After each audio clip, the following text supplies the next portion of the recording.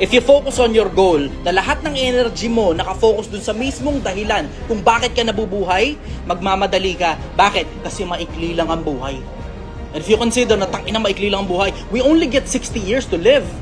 At yung iba, oo, puta, baka umaabot ng 70, 80. Swerte ka na nun kung umaabot ka ng 60. Pero tangina, yung iba sa atin, puta, 30 pa lang, nangingisay na. Ang bottom line, simple.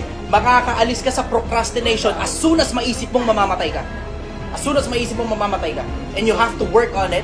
You have to make whatever time that you have right now yung bagay na magmamatter sa'yo on the afterlife. If you make this life count, itong saglit na buhay mo ang magsasabi kung magiging sino ka sa kabila. And as soon as ma-realize mo na saglit lang ang buhay, as soon as ma-realize mo na mamamatay ka, as soon as ma-realize mo na pagkamatay mo, puta, game over na. Tsaka mo marirealize na tangina, hindi dapat